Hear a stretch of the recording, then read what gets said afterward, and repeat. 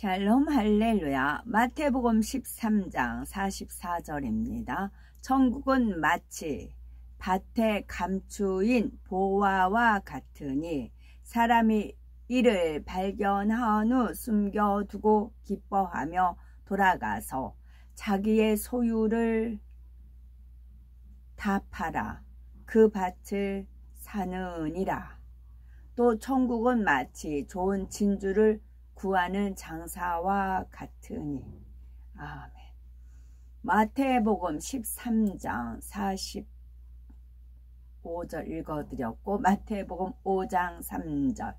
심령이 가난한 자는 복이 있나니 천국이 그들의 것임이요. 아멘.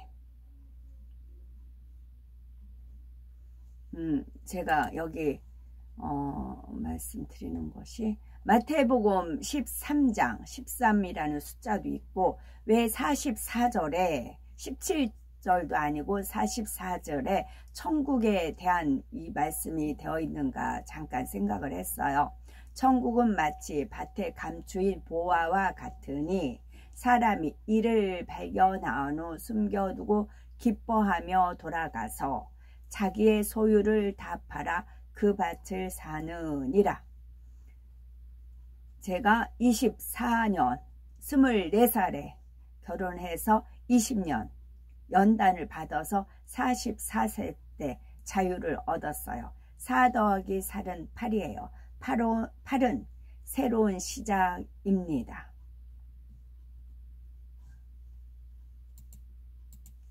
제목은 자기의 소유를 다 팔아입니다. 예수님께서는 천국의 비밀을 깨닫게 하시려고 우리의 삶에 있을 수 있는 일들을 비유로 말씀해 주셨죠. 마태복음 13장 44절에는 천국은 마치 밭에 감추인 보화와 같으니 사람이 이를 발견한 후 숨겨두고 기뻐하여 돌아가서 자기의 소유를 다 팔아 그 밭을 샀느니라 말씀하고 있습니다. 그러면 이 말씀에 담긴 영적 의미와 이를 통해 나타내기를 원하시는 천국의 비밀은 무엇일까요? 어느 마을에 품을 팔아 그날 살아가는 가난한 농부가 있었습니다. 하루는 이웃의 요청으로 밭에 품을 팔러 가게 되었지요. 밭의 주인은 오랫동안 쓰지 않는 버려둔 황폐한 땅이 있는데 개간하여서 과목이나 심어볼까 한다는 것이었습니다. 땀을 뻘뻘 흘리며 열심히 땅을 개간하던 농부는 갑자기 삽 끝에 이상한 물건이 닿는 것을 느꼈지요. 계속해서 그곳을 봐보았더니 엄청난 보물이 묻혀 있었습니다. 보화를 발견한 농부는 어떻게 하면 그것을 내 손에 넣을 수 있을까 궁리하였지요. 문득 좋은 생각이 떠올랐는데 바로 자기의 소유를 다 팔아 그 밭을 사는 것이었습니다. 별 쓸모가 없어서 버려진 밭이기에 주인이 쉽게 팔 것 같았지요. 농부는 서둘러 집으로 돌아가 가재 도구를 정리하고 모든 소유를 팔기 시작합니다. 예수님께서 천국은 마치 밭에 감추인 보화와 같다고 하셨는데 여기서 밭은 사람의 마음을 의미하며 보화는 천국을 가리킵니다. 사람의 마음속에 보화와 같은 천국이 감추어져 있다는 것이지요. 하나님께서는 아담을 창조하실 때 사람의 주인인 영과 영의 지배를 받는 혼과 영혼이 거할 장막인 육으로 지으셨지요. 그리고 만물의 영장으로 세워 하나님과 교통하며 만물을 다스릴 수 있게 하셨습니다. 하지만 사람이 하나님의 말씀에 불순종하여 선악과를 먹는 죄를 범하자 저주가 임하여 사람의 주인인 영이 죽고 말았지요. 영이 죽었다라는 것은 영이 소멸하였다는 뜻이 아닙니다. 영이 주인 구실을 못하고 혼 속에 갇혀서 전혀 활동을 못하게 되었다는 것이지요. 영이 죽기 전에는 하나님과 교통하면서 하나님의 뜻을 쫓아 살았습니다. 그러나 영이 죽은 후에는 하나님과 교통이 끊어지고 마음에 하나님 두기를 싫어하여 비진리를 행하며 살아가게 되었지요. 이에 사랑의 하나님께서는 온 인류의 죄를 대속해 주시기 위해서 독생자 예수님을 이 땅에 보내 화목제물로서 십자가에 못 박혀 죽게 하셨습니다. 그러나 예수님께서는 아무 죄가 없으셨기에 사망 권세를 깨트리고 사흘 만에 부활하셨지요. 이로써 죄에서 해방되고 거룩한 하나님의 자녀가 되어 하나님과 교통할 수 있는 구원의 길이 열린 것입니다. 누구든지 예수 그리스도를 영접하면 성령을 선물로 받고 죽은 영이 살아나 하나님의 자녀된 권세를 얻을 수 있지요. 죽은 영이 살아나야 영이 사람의 주인으로서 하나님과 교통을 이루며 혼과 육을 다스릴 수 있습니다. 또한 사람의 본분을 행하며 사람답게 살아갈 수가 있는 것이지요. 이렇게 죽었던 영이 살아난 것은 곧 밭에 감추어진 보화를 발견한 것이요, 우리 마음속에 천국이 임한 것이니 천국은 마치 밭에 감추인 보화와 같다고 말씀하시는 것입니다. 농부가 밭에 감추인 보화를 발견하고 기뻐하였다는 뜻은 무엇일까요?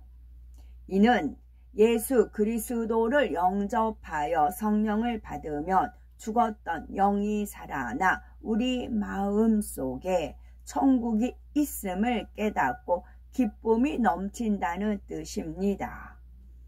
하지만 마음속에 천국이 있다 해서 그것으로 만족해서는 안 되지요.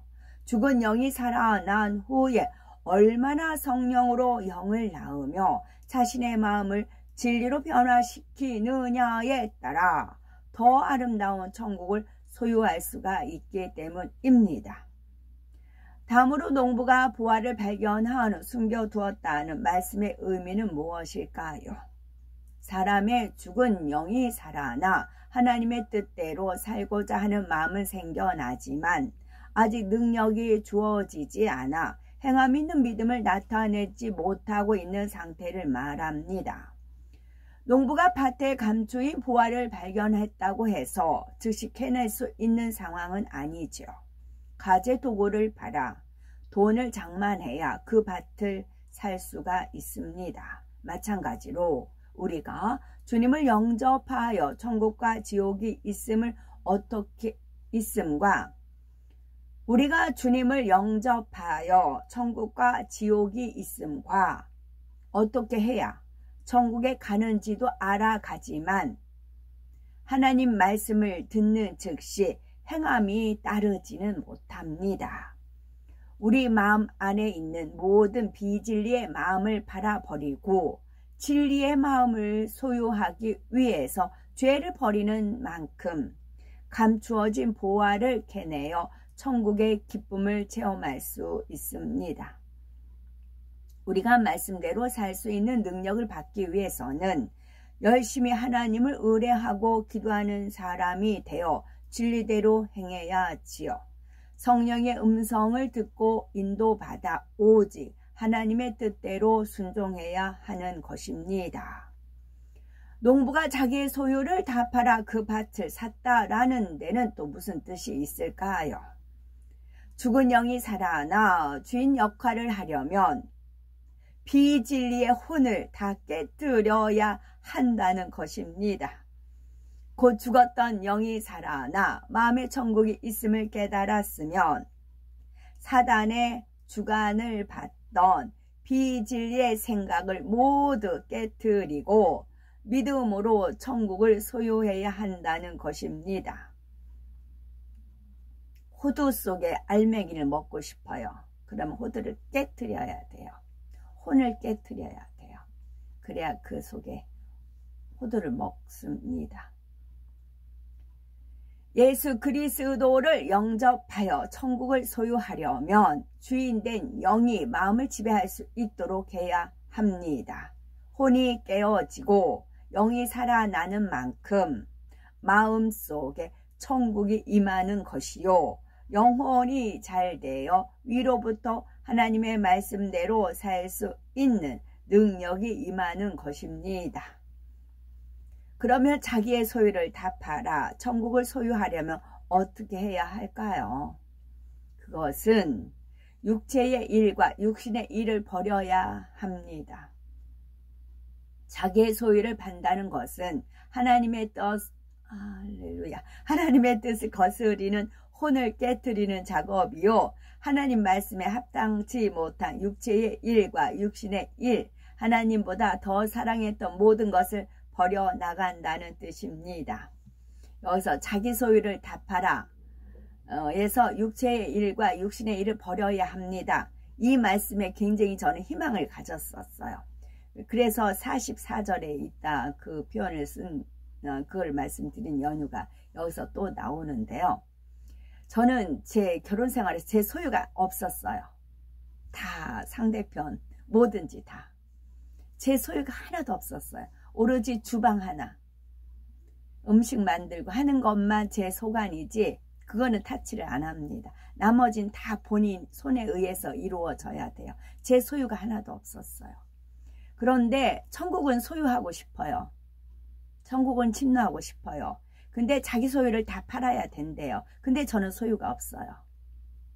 가재 도구 없어요. 제 임의대로 하는 게. 그랬는데 육체의 일과 육신의 일을 버리는 거래요. 이 소유를 파는 것이. 그랬을 때 저는 너무 신이 났습니다. 제가 팔 게 너무 많거든요. 육체의 일, 육신의 일 버려야 될 게 너무 많아요. 그래서 신이 났습니다. 그래서 열심히 팔아나갔죠. 누구한테? 원수마귀 사단한테 팔은 거지요. 그래서 좋았어요.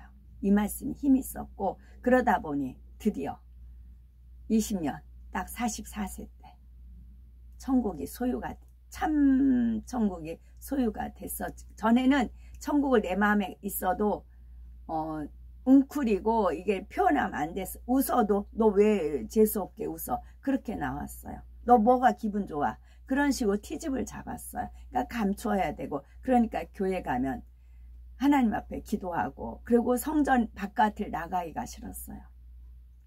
성전에서 이제 기도하면은 하나님 은혜 주시죠. 이 은혜가 너무 좋아서 일단 교회를 벗어나면 그때부터는 다시 이제 싸움이 시작되니까 교회 안에 성전에 머무는 게 너무 좋았었습니다.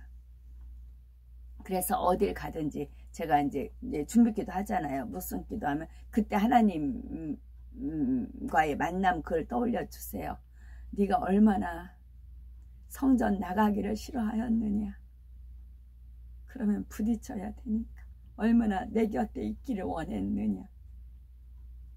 그래서 이제 내가 친히 네 안에 거한다. 언약계 법계 지성소다. 그러신 겁니다. 그래서 이 말씀이 진정참이라고요. 육체의 일이란 마음속에 악이 행함으로 나타난 것을 말하고, 육신의 일이란 아직 행함으로 나타나지는 않았지만 언제든지 행함으로 유발될 수 있는 마음속의 죄성을 말합니다. 철저히 혼을 깨트리고 죄악을 버려나가다 보면 성령의 소욕을 쫓아 하나님의 말씀대로 살 수 있고 영의 사람이 되어 세상의 빛이 됩니다. 또한 신의 성품에 참여하며 그리스도의 그리스도 예수의 마음을 품게 되지요. 이처럼 자기 소유를 다 팔아야 주님께서 계신 가장 아름다운 천국, 새 예루살렘 성의 기쁨을 누릴 수 있습니다.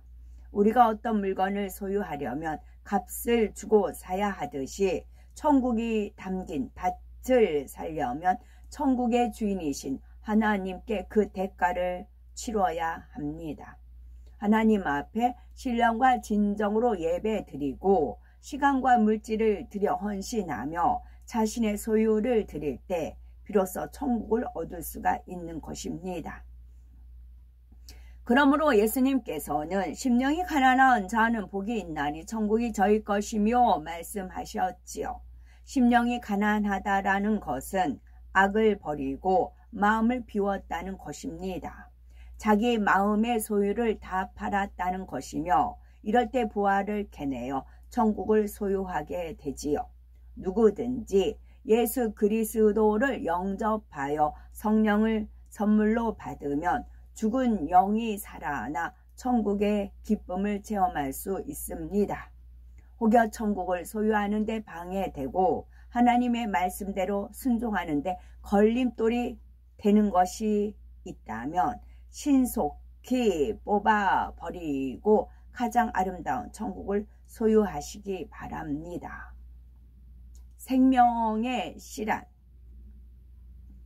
생명 아담과 하와가 죄를 범한 후 에덴 동산에서 쫓겨나 이 땅에 왔을 때는 생기가 흔적 정도밖에 남지 않은 상태였지요. 그것은 작은 씨앗과 같은 형태로 몸에서 가장 중심이 되는 세포핵 안에 남게 되었습니다. 이것이 바로 생명의 씨이지요. 하나님께서는 태아가 잉태된 후 6개월째 되었을 때 영 안에 생명의 씨를 담아 태아의 몸에서 가장 중심이 되는 세포핵 안에 심어 주시지요. 사람에게 생명의 씨가 있기에 하나님을 찾고자 하며 천국을 그리워하는 것입니다. 생명의 씨가 싹이 튼다는 것은 예수 그리스도를 영접해 통에 자복한 후 성령으로 거듭나 죽은 영이 살아나는 것을 말하지요. 아멘.